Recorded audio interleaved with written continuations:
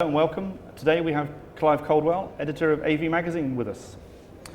Hello, Clive. Hello, Adrian. Nice to be here. Nice to get to the office for once and see some live people in a live event in a fantastic venue. That's good to know.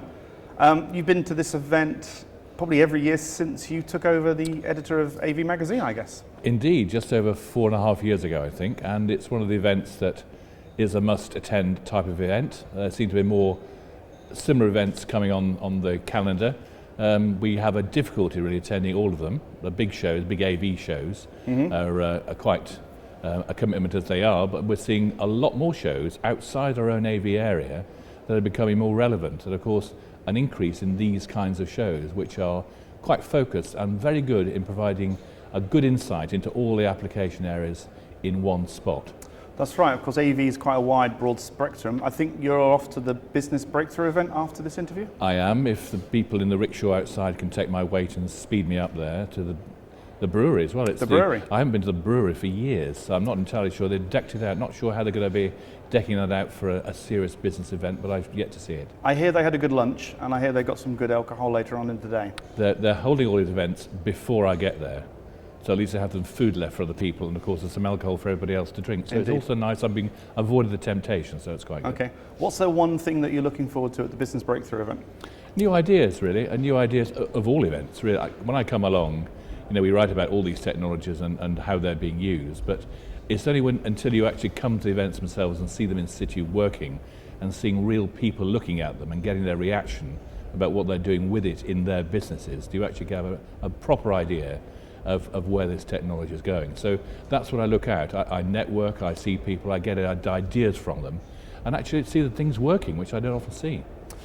What's the difference? You go to ISE, Infocom, all the big AV shows. What's the difference between this showcase and how it's been in the last couple of years and something like an ISE in Amsterdam?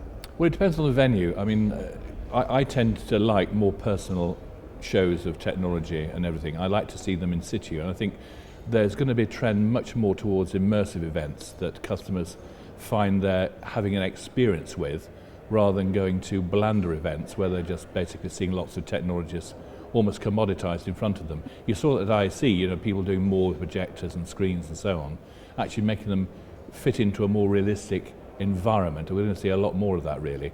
In terms of show difference, well, the Americans are just big, aren't they? They're first that's been seen, they're big, they're brash, you need to be seen there sort of event. I tend, obviously the obvious difference between the US and Europe. I mean, Europe is the tail wagging the dog, isn't it? It's become phenomenally successful of people getting to it. And we're going to see you in a few weeks' time in Orlando for Infocom 2015. The whole team will be over there. Whole team. How many people do you typically ship over to an Probably event? half a dozen, plus a videographer. Wow. So big videos, big team, big impression, the usual. That's very good. And you've been at the showcase all today. What's the thing that really stood out for you today? The nice elements.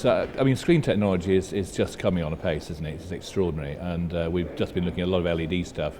But we used to looking at Pixel and various other people. You've got the two-way screens and the different types of screen, but how they're being used. I mean, people still aren't using them in the way that perhaps they could do. I think we need to be a bit more imagination going on to exploit these technologies a lot more than they are being doing. Right. Okay. Now I can't let you go without asking you about your AV Awards. You extended the deadline. How's everything going? Not too bad. A lot more people in early. We've changed them around this year to focus more on vertical markets, which is a bit of a change. But and people like to have the same things every year. But we've decided that the market pull, the application as a magazine, we're led by application. We just need to plug into more what the business is doing with this stuff, which means the sort of technology you're encapsulating into a particular application, which I think is far more important and relevant. Right, we're looking forward to that. Then the date for the AV Awards is?